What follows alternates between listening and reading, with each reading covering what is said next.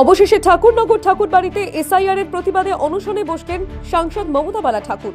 মমতা বালা অনশনে যোগ দেওয়ায় তাদের মনোবল বাড়ল বলে দাবি করলেন অনশনরত গোসাইরা।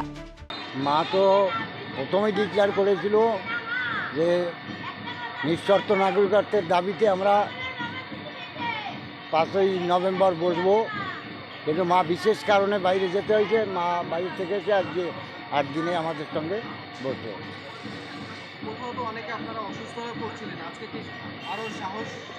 হ্যাঁ, মার জন্য আমরা সেই আরও মনোবলটা বেড়ে গেল যে মা আমাদের সঙ্গে আছে এবং বসছে, এতে আমাদের মনোবলটা অনেকটা বেড়ে গেল। রাজ্যে শুরু হয়েছে এসআইআর, কিন্তু এই এসআইআর চালু হওয়ায় বহু মতুয়াদের ভোটাধিকার খারিজ হতে পারে বলে অনুমান রাজ্যের শাসক দল এবং রাজ্যের মতুয়াদের। তাই প্রথম থেকেই তারা মতুয়াদের জন্য নিঃশর্ত ভোটাধিকার এবং নাগরিকত্বের দাবি করে আসছিলেন। সেই দাবি পূর্ণ করতে গত 5ই নভেম্বর থেকে ঠাকুরনগর ঠাকুরবাড়িতে এসআইআর এর প্রতিবাদে আমরণ অনশন শুরু করে মমতা ঠাকুরের অল ইন্ডিয়া মতুয়া মহাসংঘ। বুধবার অনশনের 8ম দিনে গুরুচাঁদ মন্দিরে পুজো দিয়ে অনশনে বসেন মমতা বালা ঠাকুর।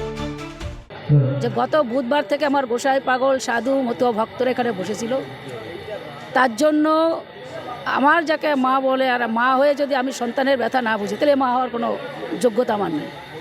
এবং কয়েক কোটি মানুষের যে সমস্যা, সেই সমস্যায় আমার জীবনকে নিয়েও যদি বিজেপি মনে করে যে মমতা ঠাকুরের জীবনের বিনিময়েও যদি তাদের যদি এই ভারতবর্ষে রেখে যায়, আমি মনে করব যে আমার জীবন এটাই সার্থক। কতদিন আপনি বসবেন? যতদিন আমি বললাম আমরণ অনশন। আমরা চাইছি যে এটাকে সরলীকরণ করুক, সেন্ট্রাল গভর্নমেন্ট এদের এই দেশে রাখার চেষ্টা করুক, আমরা যতদিন চলবে এরকম। ইতিমধ্যেই অনশন করতে গিয়ে বেশ কয়েকজন অসুস্থ হয়েছেন, তবুও তারা চালিয়ে যাচ্ছেন অনশন। প্রতীতি ঘোষের রিপোর্ট, দ্য ওয়ার্ল্ড নিউজ।